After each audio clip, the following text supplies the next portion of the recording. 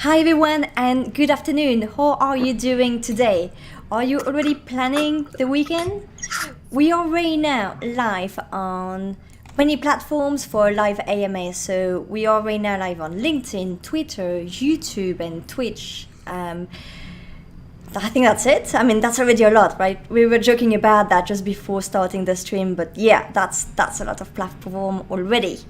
You know the drill, so we're going to be together for about an hour.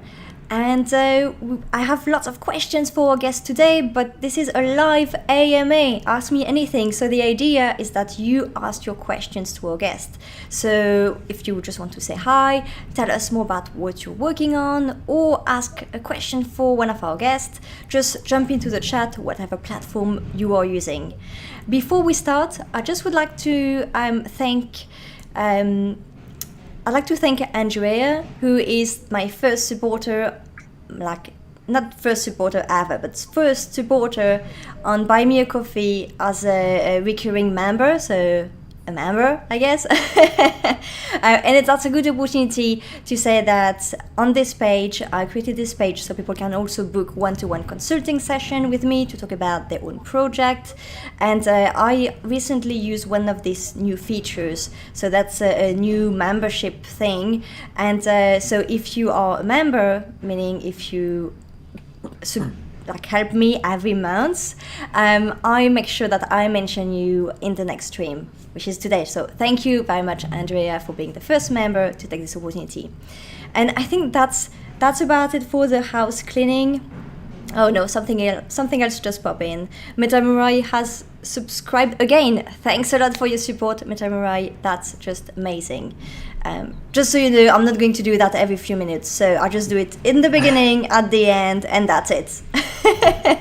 Your show, you can do what you want. Yeah. So let's just get started. Today I am joined by Rosano and Yinch. So Yinch may be familiar to you because he's been on the stream for quite some time asking very interesting questions to our guests. Both of them are solo tech founders and they have very different expertise and experience. So let's get right in. Yinch, Rosano, I'll let you introduce yourself. Maybe Rosano, you do want to start? Sure, yeah. I'm Rosano. I'm currently in Brasilia right now, but I'm actually from Canada, from Montreal. And I'm an entrepreneur, writer, and musician. And I've been working on apps for about more than 10 years now. About 10 years for iOS apps. And recently in the last few years, I've started to do web apps. Yeah, more in decentralized web stuff, and we'll probably talk about all of that later today. Yeah, definitely. Yinch, your turn. Hi, everybody. My name is Yinch, and I'm a software developer. I've been my company Playco. We make a whole range of software. We are mainly interested in what problems clients have, and whatever problems they have, we tend to either help them with the tools we have, or we learn what we need to be able to help them. My company has existed for slightly over 20 years. And before that, I worked in a video games company and a multimedia company. I've been programming for, 30-something years, nearly 40 years now.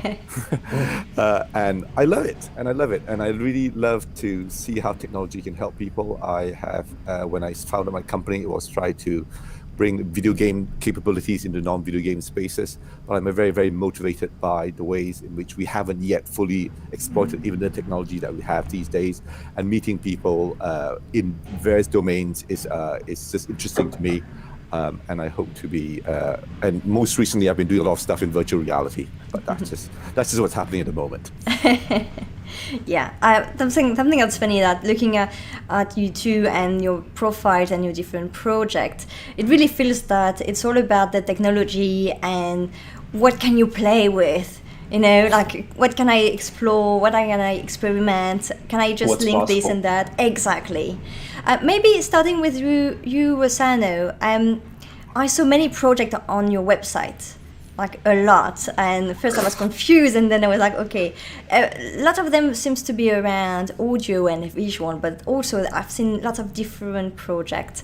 How do you pick what you're going to be working on next? Do you have a process to evaluate your idea, or how does it come, and then what do you want to do with that after once it starts coming to life? Yeah, I think I should probably sort some of those projects in order, because I feel like the audio stuff was really like early on, and now I'm not really doing that much audio stuff. But yeah, there's a lot of stuff there. It can look kind of intimidating if you just show up there. But I'm just sort of I basically work on what I'm interested in, right? So the next thing is always just what I happen to be interested in at the moment. Like I said, I've gotten into this world of making web apps. The first one I did was a kind of replacement for my note-taking app, because it's just sort of it's a Mac app and it hasn't been updated in a while, and I just wanted to make one that works, and it works on mobile. Then I wanted to do this thing, and like the tools were not good enough, so I made my own thing. And it's kind of like that. Like I want to do something, it's not possible, so I just make it myself, and then I publicize it so that other people can also use it. And yeah, it's just basically whatever's the most interesting to me at the moment, wherever my curiosity is. Yeah. So you test it on yourself, basically. You see a need and you feel, okay, if I need it, maybe I'm not the only one. And then you just do it for yourself. And then if someone else can use it, then perfect, right? Yeah, it's always for me first. And it's in that sense, like if no one else uses it, it's fine because I've already got my value out of it. So, yeah. But that also makes it better in the sense, because if I'm actively using it, I'm going to catch bugs. I'm going to understand ways to make it better. If it's difficult to use, I'm going to know about it because I'm using it every day. Talking about making improvement, do you plan to maintain all these different projects, or is it more like a one-time thing? Because I've seen entrepreneurs building sometimes different projects and launching this project thinking, okay, maybe one of them will catch up, maybe one of them is going to attract attention, and then I'll be focusing on this. Is it your approach or not at all? I think I've thought about this approach of like throwing stuff on the wall and see what sticks. But I don't think that resembles what I'm doing, even though I am kind of doing a lot of stuff, but it's not like to see what sticks. Like I'm actually interested in like all of these things. But there's no such thing, of course, as like one-time software, right? Software is always like, I mean, I guess it can be if you want to, but the moment you stop working on it, it starts to die. It starts to stop working. It starts to have problems. So software, for me, it's inherently something that needs to be alive. And I don't know if it's realistic to keep like that many projects alive. You know, like I have like dozens, maybe it's kind of too much. And even if we just concentrate on the web apps that I'm more focused on now, there's like 5 of them, that already feels like too much for me. Yeah, that's exactly why I'm asking, because at some point you can't just work on everything at the same time. You have to prioritize. Yeah, right? Totally. Yeah, I think, what was I going to say? Yeah, I feel like almost any one of them could probably be like a full-time thing. Yeah. So yeah, I have different ways I'm trying to deal with that. Like one is obviously as a programmer, like I can control this, like just make the code easy to organize so it doesn't take me a lot of effort to make changes. But that's more of like a technical thing. I think in terms of like collaborating with other people, I would like to do more stuff in the open, do things in open source, get other people to contribute via GitHub or things like that. I haven't had a lot of experience with that. Like I've made contributions to other people's projects, but haven't received that many to mine. And I think it's a bit intimidating also. Like I have these huge apps and there's lots of stuff going on. So this year I'm kind of thinking about ways to create bridges for other people to help me and not just with code, but maybe with like translation or with like even sharing the apps on Twitter, like rethinking the word contribution to not mean only something financial, which I am also looking for from other people. But you know, how can we all kind of do this together, that kind of thing. A friend of mine, Boris, he talks about this as building software together. So I might appropriate that for myself as well to help me kind of keep doing the projects. And if you're looking for some communities on that, I definitely know at least one that is super nice and super welcoming. And as usual, I'll do some promo to my friend Eddie, but Eddie Jaoud has a very nice community all focusing on that. Now, going back to you, Yinch, you are having a very different approach with your company. Completely different business model based on services, and also you have a team, so it's not just you, but actually you have people working with you on the different projects. And some people may assume that it can be less creative or stimulating to work with brands, especially on your website. You have a few well-known brands. And I'm thinking maybe it's actually not the case. Like, how do you work with them? How do you work with your clients? Do they have a clear idea when they approach you? Or do you actually get your hands into their project before it's completely formalized, and so you can actually bring your own vibe, energy, and ideas? I just want to mention that a number of things that Rosano mentioned in his process feel very familiar to me. The idea of wanting to make something because you have a need for it is very pronounced. As a software developer, we often, most software users will have the excuse of saying, well, the app doesn't do what I want, I'll just have to live with it. But as software developers, we don't have the excuse. If something doesn't exist and it needs to exist, and then we tend to be motivated to make it. The other thing that I think was useful in terms of what he described was how whenever I encounter a problem in my workflow or in my information control, I never think myself so special that I think I'm the only person with this problem. If I have had this problem, I believe other people have had the problem, and often I find myself hunting into Stack Overflow or into Google, and somebody there would have been like working on it and trying to solve it, and so it's been really useful that how there's already like a informal community of people helping each other and like I said, it's not that we're not so special that our problems don't exist before. Sometimes you encounter a problem that is new, but usually it's a thing that already exists and people can help us there.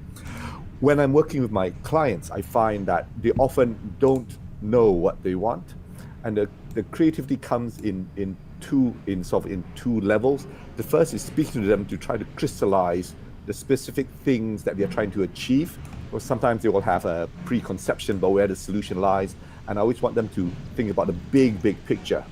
And in the same way that Rosano is always extending his capabilities like horizontally, we are as well. We are able to help clients because when they come to us with a problem, we tend not to say, well, we only use this tool, so your solution is this tool. We try to be aware of online, offline technologies, server side, client side, native desktop, web apps, because every client comes to us with quite a wide possible domain space, and we don't want to say to them, well, we only know this, therefore your solution lies in this space. So we always try to focus on what the client needs. And the other side of the creativity is that often we are able to exercise visual creativity is only one part of it, but often there are some quite beautiful things you can do with the architecture of software, which is all entirely under the hood. You know, when you can often open up, sometimes you can open up like a mechanical device or a car and see how they ran all the conduits down one side, all the wires down the other side, and say, oh, that's so beautifully elegant and it's never seen. And software is like that, but like literally nobody ever sees it. And so there is the creativity of producing elegant software, and it is very invisible, but it is very satisfying. And I think it's quite a you feel a certain pride in when you make software better than it might have been. It's a weird thing to say. It's like an artist's vibe about it. It's a craftsmanship. It's craft is the very word. I guess especially there may be an additional pressure for this code to look good, especially if you're making it open source. Like Rosano, you mentioned open source earlier, and I think, well, I'm not a developer, but I know that when I develop something, my code is not great because I'm not a developer, right? But I can imagine that some people may feel that the code needs to be extra clean because they plan to share it with others. I don't feel that way. I mean, I really? do make it extra clean, but I do that for myself. So, I mean, there are also like automated tools now that try to like format your code a certain way so it looks like consistent and stuff. But it's more about, for me, it's more important to have it be understandable than for it to be clean necessarily. Like, so as long as it's semantically simple to understand, that's kind of the objective for me. There's something I also wanted to touch on. Rosano, I saw your blog, and the way you describe it, you say a blog of steps taken toward a sustainable income as an independent creator. Yep. I think it's a big question for people who want to start creating project. You know, I guess when you want to get started, you always think about your income and can you actually pay the bill in the end of the month. And so you can either go on the service road where you already have someone who pay you to do it, or you do it and then you find a way to monetize it, right? So monetization is always a big question. Well, where are you in this process, and how realistic it is, do you think, for someone getting started right now, being an independent creator and managing to reach this level of having a sustainable income?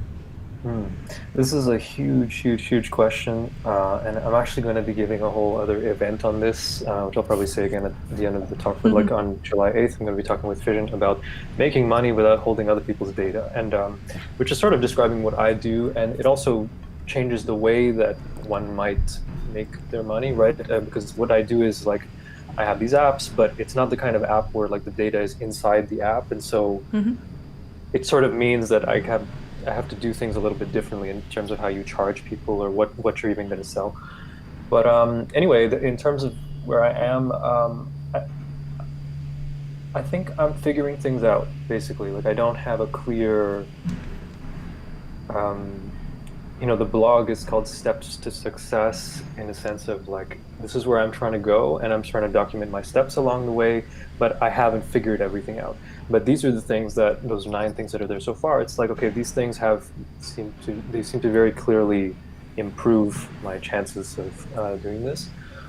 I could probably say that I'm not making that much money from my projects right now, and I'm very lucky to be in this position where I have a sort of runway, I have a certain amount of freedom to just work on this without worrying about the money, because I have some savings and maybe like I don't need a lot of money to sort of live the life I want to live.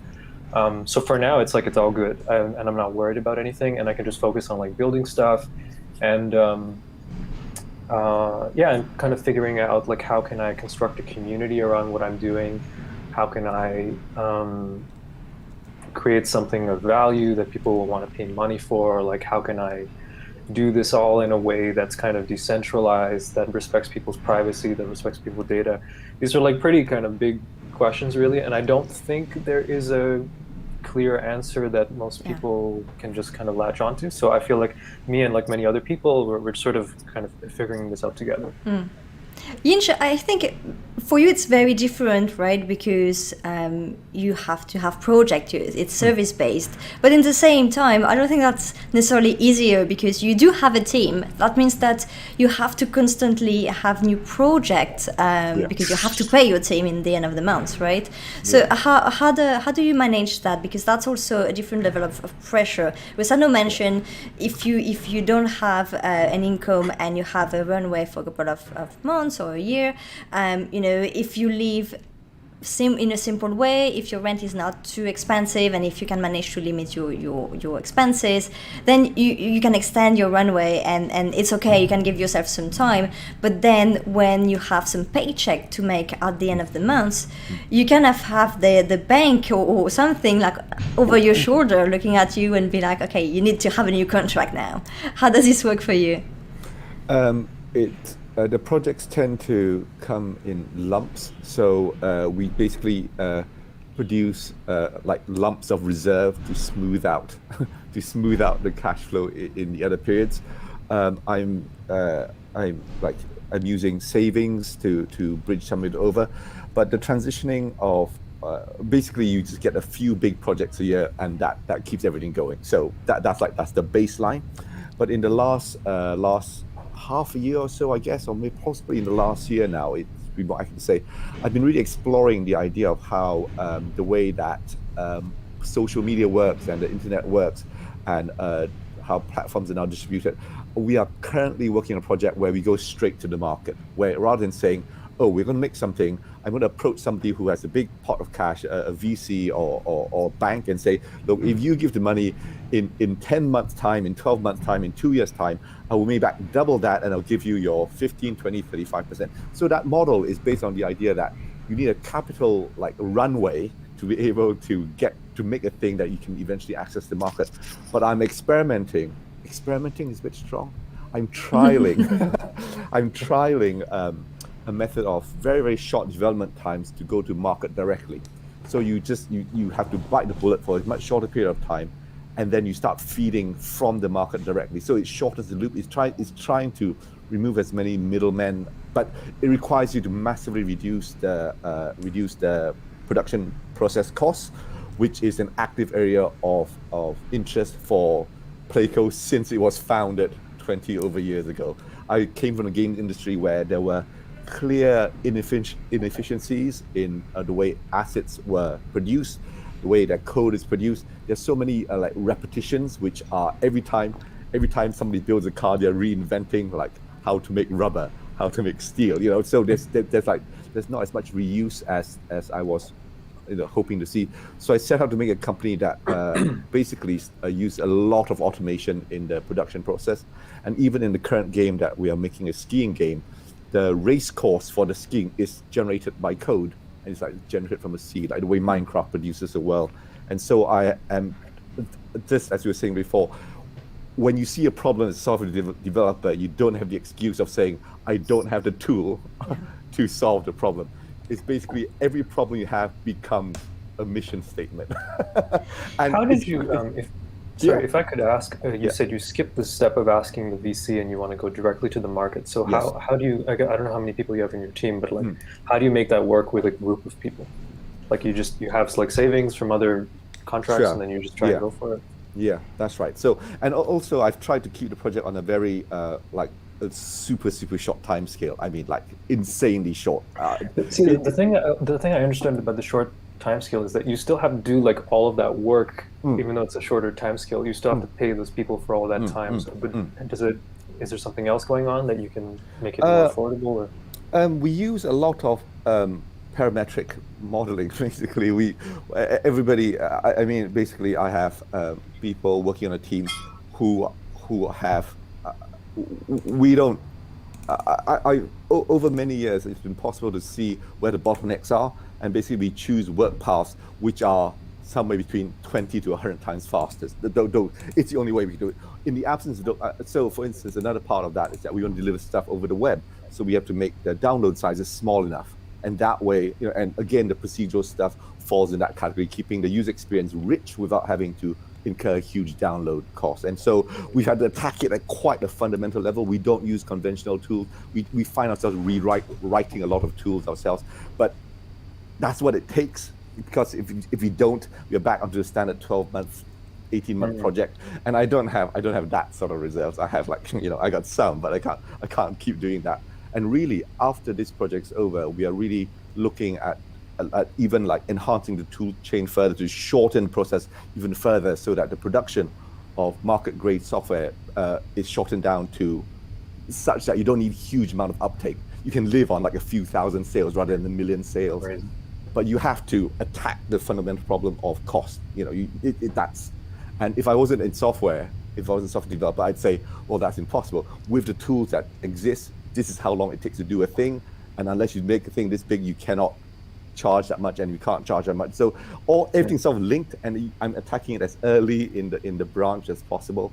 It hasn't worked yet. Call me back in a month and I'll tell you whether I pulled it off.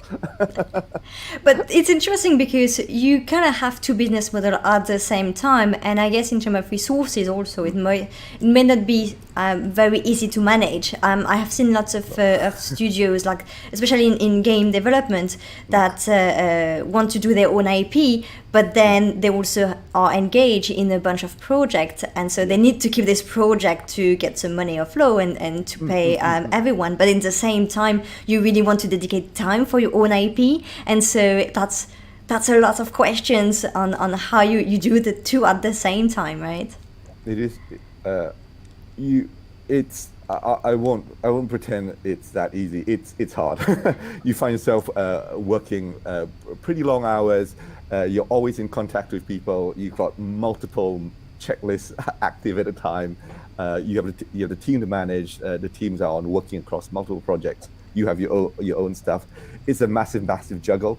And I also won't say that every project that I've worked on has been so wonderful that every project produced reserves. Lots of projects just break even. That happens a lot. We try our best not to cut it too fine, but it just things happen in software. So it takes.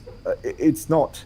You can start on a bunch of projects. Some of them never see the light of day. A lot of them, I don't mind saying, a few of them break even, and a few of them, they're like the hero projects. They keep you alive for the next, I don't know, 6 months or something like that. So they're not super long cycles, and you need a team that sort of understands you as well, that they work alongside with you, and then they go, oh, this happened or that happened, and that didn't happen, and so they still, they still get paid, but they understand that, we are still racing for some, we're still trying to do new things, which I think are genuinely new and genuinely exciting, but it doesn't suit everybody. The uncertainty is quite stressful. Some people say that's not for me, and to be honest, that's fine. You need, like for any startup, you need to have the right people with you that are with the right mindset at the right time, and then kind of evolve over time with your vision, right? I guess Rosano, you don't have this problem because it's you on your own, so you don't necessarily depend on other people. Yeah, it's faster when you don't have to ask people anything, and you don't have to coordinate time zones, and it's trade-offs, right? You go that phrase, if you want to go fast, go alone. If you want to go farther, go together. So it is what it is. But also, so you're both solo founders, and even if Rosano is just you and yourself, personally, I can't imagine doing my company right now without my co-founder. So I'm really curious to hear how you took the leap, both of you, because starting a business is a big thing. It's difficult, and having a co-founder also helps a lot during the first few months. At the beginning and the early stage. How did it work for both of you? Just getting started. Did you bounce back ideas with your family and friends that kind of served as a one-time purpose co-founder thing? What's the story? Well, I guess you go first. I don't think I actually took any leaps. I was always making stuff. I think I learned how to use PHP when I was in high school or something like that. So I was always just making sites and stuff. And so I very naturally went from doing that to wanting to make apps. And then I didn't actually know how to do iPhone app coding at the time, so I had found a coder to help me with. So I guess maybe I did have a sort of technical co-founder, but I never thought of it as I'm starting a company, or I'm even that kind of launching a product. I was really just trying to make an app. It wasn't much more than that. But still, at some point, you decided not to be looking for a job and applying for job ads, and instead doing your own stuff. Yeah, that's again more of I don't know if it was a conscious decision. It was just well, I seem to be making some. I was lucky. My app was making money. Initially, the first app that I put out, it was really connecting with a lot of music people. So it was making again, not a lot of money, but it was enough for me to live the life I wanted to live. So I was okay, well, why do I need to do something else? So it's not. It's I didn't need to make any decisions. It was just easier to not do anything, or it was easier for me to just continue doing what I'm doing. Yeah, and that sort of persisted until now. And then I had also started another thing, which is sort of automating social media for restaurants and bars in Toronto. And I was doing that from 2012 until the pandemic, until the pandemic. So yeah, again, it wasn't even a thing about trying to have a conscious decision about I don't want to work for someone else, but it's oh, this is very nearby, and it's not too hard for me to make it work, so let me just try that.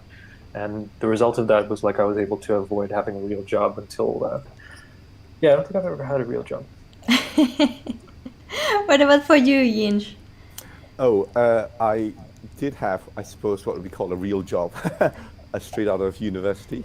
This was some years ago, and after being in 2 companies, I decided to set out on my own with a plan to transform the face of video games. That was the plan. All right, that was a secret plan. The plan utterly failed. Okay, I don't mind saying. Okay, I set out. I did it. I knew what I was doing technically, but I didn't know what I was doing market-wise. And this is the main thing I've learned over the journey.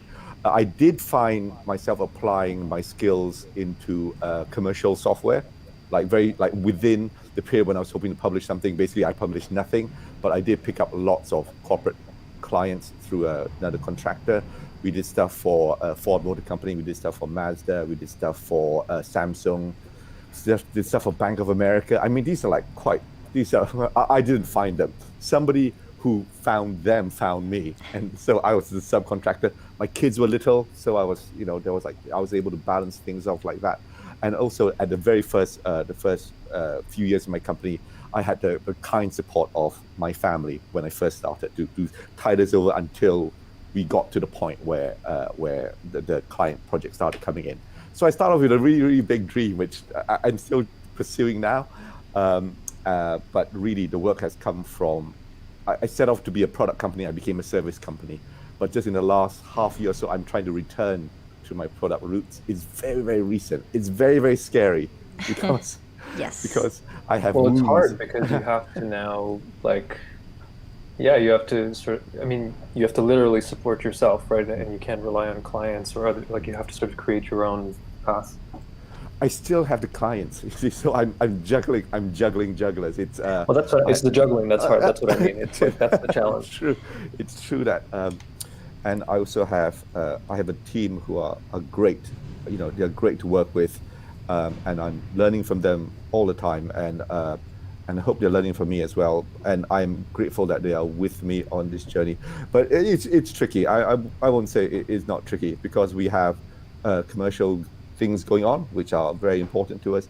But I also think that certainly in the space of VR, it is so young that there is a moment now to define what an ecosystem will look like in the future. And yes. I can't say no to that because so many previous things, and Rosano, you have seen, is the way that the hypercorps have turned up. They've made things in their own image, basically, and very often. I was just going to ask. I mean, isn't Facebook basically defining what VR is now?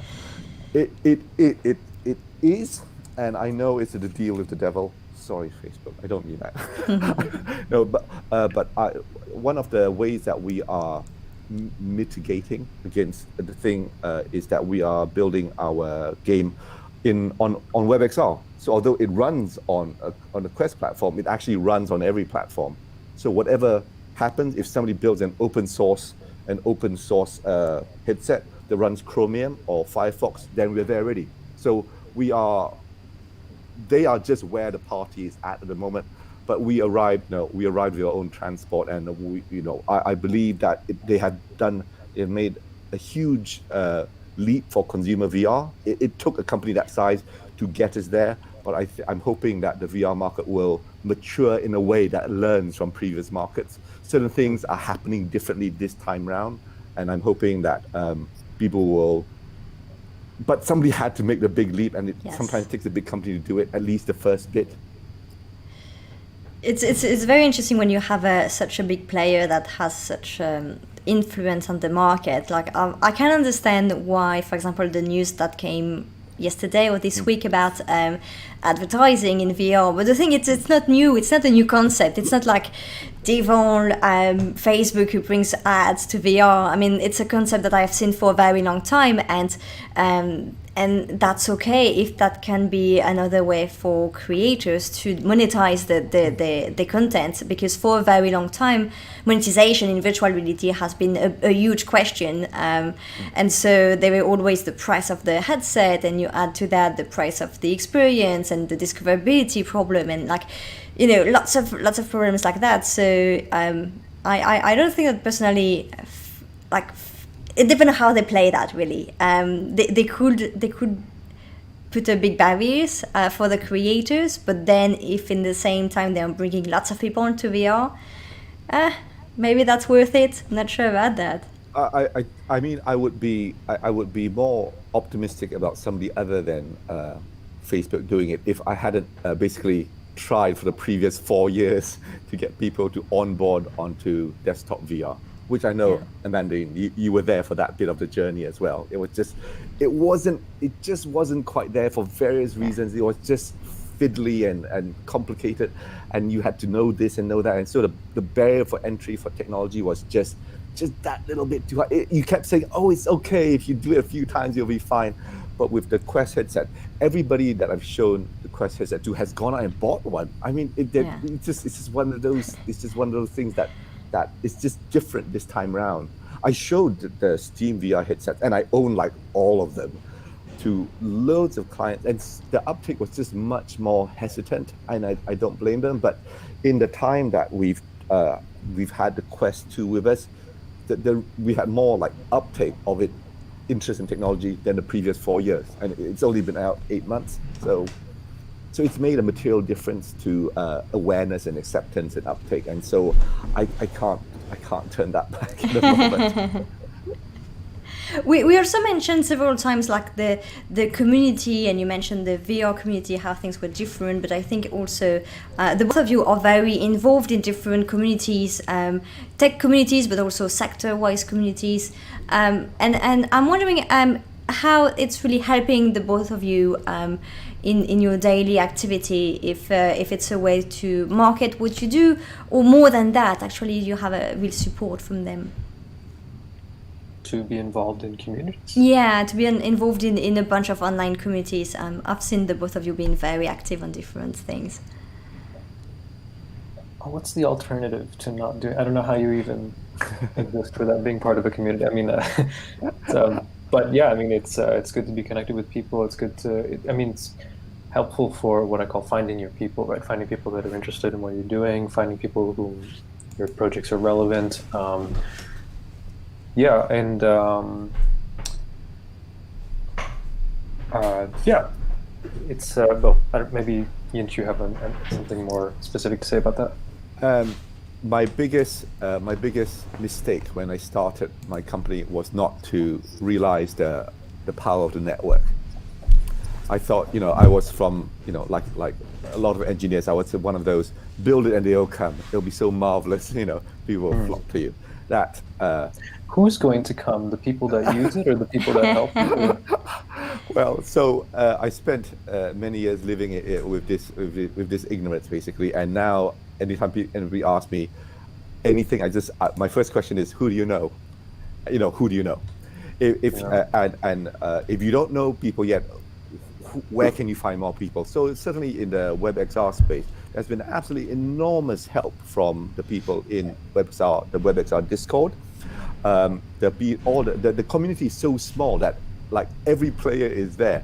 Every engine frameworks creator is on that Discord. If a thing doesn't work in a plugin, literally the person who wrote the plugin will answer the question, and the next release it appears. I had people inside the Oculus team make fixes to the browser that distributes it out, and the community is still small. And I think that in every question that can be asked about how do you solve your problem as a small business, is solved by having community. There's no, like you say, it cannot exist without it. Not so much of marketing yet, because I think the end market are not these early adopters. The end market is a different group of people. It just is. But then we will the game that we're working with is a fitness game, and so we are going to tap into a fitness market through the skiers I know. And so you have to treat them as separate things, making it for, like I always say, that if you make a car for mechanics, there'll be no steering wheel. It'll just be easy to jack up, and the little, because you're not drivers, you're mechanics. Wow. I think that's a common narrative. I think maybe the point of why Amandine had this session is that there are these common narratives about how to become successful and how to be a solo founder and how to connect with audiences or your customers, whatever. And so maybe this is there is this popular narrative idea about the SaaS company, and they just put out a thing and then they don't know the people that are paying them, and it's just sort of everything's anonymous, and audiences your customers are essentially anonymous. They're just like subscriber numbers on a list somewhere. So it's a different approach, and maybe some people have been successful in that way, because they've achieved a certain scale. But I think it's kind of counterintuitive, I would call it, especially if you're starting out as a solo founder or trying to keep things small. You probably want to be connected to who's using your stuff. You probably want to talk to them. You want to know what they think. You want to have conversations with them, and not just have them push a button and sign up on your forum. A thing that was helpful when I spoke to Amandine a few weeks ago was that one of the things that really motivates me is the idea of casual creatorship.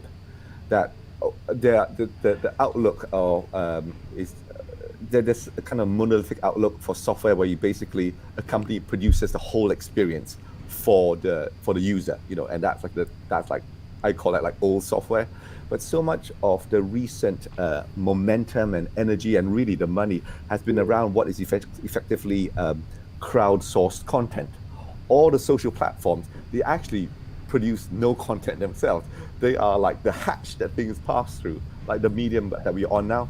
Twitch has traffic, YouTube has traffic, Twitter has traffic, not because they made any content. They made no content. They are like content connectors to connect producers to consumers. It's really interesting, and I think that model is quite new. So one of the things that so when I was speaking to Mandy, one of the things that came out was the idea that I'm actually quite motivated in creating platforms that let producers connect to consumers who are not me, basically. I'm just really interested in that. Certainly in VR space, the idea, it's a difference between Roblox and EA.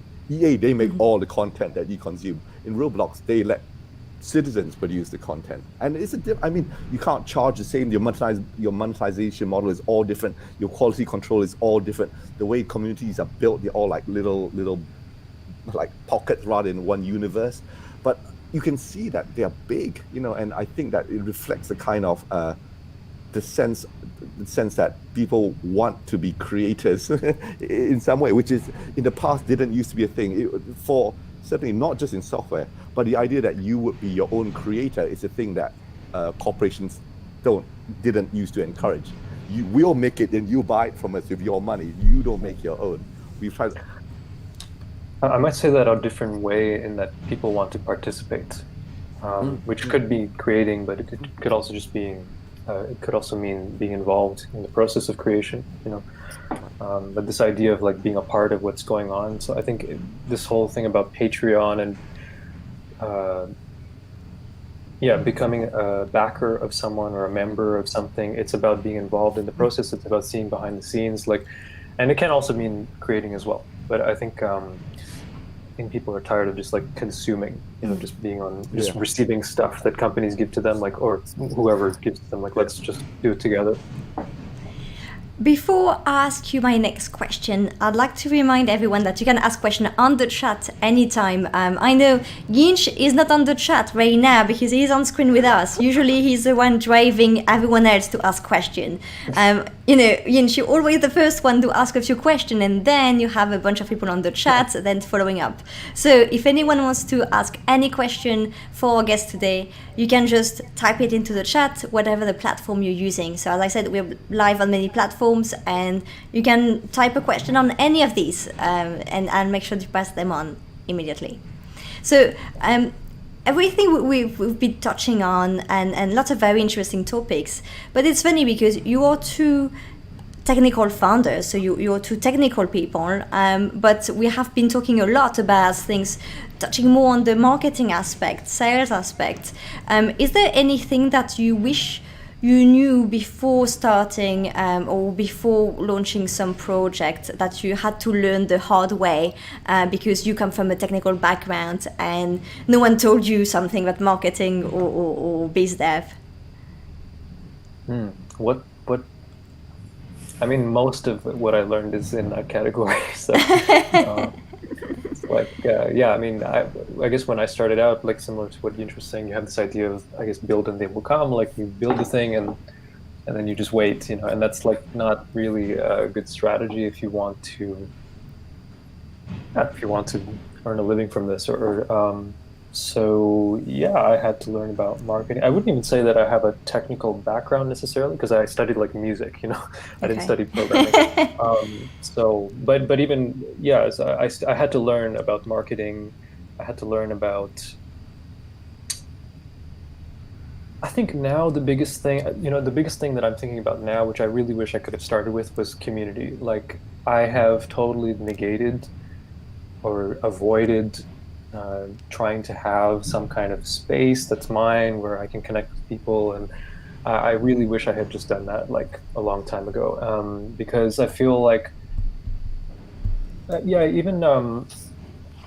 I'm really interested right now in just connecting with people, right? So I'm it's not about necessarily funding my work or buying my stuff. Like I just want to like find people who are like-minded and exchange with them and just enrich my life. And yeah, connecting it with my apps might be one way to do that. But yeah, there needs to be some kind of collective aspect to doing these kinds of projects. It's not enough to just make the thing and put it out there. Like you want to talk to people before you're doing it. You want to work with people while you're doing it, involve other people in the process. So yeah, that's probably the biggest thing that I guess I wish I had known. I guess it's a thing that I have come to discover to be true. They always say, but as the importance of relationships in doing things is paramount, and if you and the relationship can be like a very direct personal one with a potential client, and that's why networking events exist. But also a relationship with your market is a thing that doesn't happen without some attention to it. I guess the biggest learning I have about marketing is that things take time, because relationship you can I'd say that it's hard to automate relationship building. I'm not saying it's impossible. I'm saying it's hard. I'm not discounting that yet. But really, the idea that if you make a product, then it is like it's like a finished pizza sitting on a counter with no waiter to carry it to the customer. You can see them from where you are. You're the cook, and marketing are the waiters basically, and with no waiters basically, it's hopeless. It's hopeless. All your food will just spoil on the counter. It's heartbreaking, and I've seen it happen. I actually think of it as it doesn't even exist really. Like if people don't know about it and they're not able to use it, which has to do with intuitive interfaces and stuff. Like if they're not able to like get to it, it's like it basically doesn't exist in my mind. Sure. And over the past, I suppose, 2 decades of the internet becoming more and more prevalent and fast and accessible and on mobile devices, the idea that you cannot reach your market because of distribution barriers is becoming less and less true. You might used to say, oh, well, I used to make a thing and I couldn't get to the supermarket because I don't have trucks, But none of that is, that excuse is gone now. If people know your product is there, they're often just a click away. So the information part of that equation is now the last excuse of producers, that people didn't know it was there. Not that they knew it was there, but they couldn't reach it. I think that ceased to be true about 5 years ago. If you're making a software product, then people being able to access your product, the logistics of that have gone away. You can certainly, if you give a cut to the App Store or the Steam Store, then it's all absolutely taken care of. But then you are just left with the problem of people knowing you exist, which at least is one problem rather than 6. No, this is so true. I mean, if no one knows that they can just use something that you've done. I mean, if they don't know what you did, your project exists, they can't even be looking for it. And that's exactly what I'm telling right now to lots of people in my field with my own startup. Like, if no one knows what we do and that it is feasible to do that and to just work with someone to do it, then no one is going to Google it because they don't even know if someone can actually do it. Go ahead. I was just going to say that what you were mentioning about software being a live thing is also like really true. I think that there is this idea of which I'm moving away from, the idea that you make a monolithic product on launch day 0 and then you never change it. And if people don't like it, then there's something wrong with your product. That's the narrative that is followed a lot. And a couple of things about that are much more dynamic. The product doesn't have to be a static thing. And if your product doesn't perform well in the market, it might not be anything wrong with your product. And producers don't like that. They'll say, oh, if only it was better, it would have done better. And so I'm increasingly seeing that is hardly ever the case. The messaging, the positioning, the information, the narrative around the product makes so much. I mean, I hate saying it as a producer that the marketeers hold our destiny in their hands. I mean, it's not that comfortable that you don't. I mean, you have to be aware of it, but you basically you're at the mercy of marketing. I think it's one of those things you could probably unlearn from the way that the tech world does things, like this idea of being so focused on the launch and like, oh, I put it on product hunt. Like, I've actually, I mean, I think I am launching stuff in that sense, but I don't consider this to be a large event. Like, it's just like another day in the process, and basically the launch day for me is, it means that it's good enough that it's not going to break when someone else uses it, or the idea is clear enough that someone will understand it. It's not finished, it's not perfect, but this is enough where it's sort of a clear, it's like a clear story that someone can show up and they understand enough about the idea to maybe get involved. And when I say someone, I'm really talking about like the specific group of people that would resonate with the idea in the current state that it's in. So it's not people that could potentially be involved, could potentially be interested in the future. It's more like, who can I talk to about this right now that would be interested in it in the way that it is right now? And then as I continue to develop it and then add more things, okay, now here's something that these kind of people would like. And then, so it's really just a continuous process, and the launch day is just maybe, you know, the day you make it public, but it's not that significant for me. You know, I think it's something I've seen actually more and more with startups. I don't see that many big launch anymore. Maybe also because of COVID, there is no in real life party that people can go to anymore.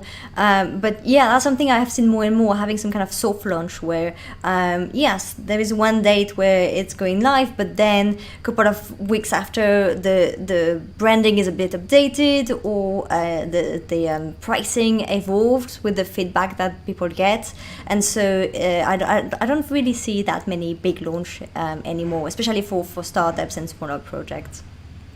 Actually, one of the things that came to mind as you were talking, Rosano, was the idea about how product launch, like a product is much more like a garden than a concert.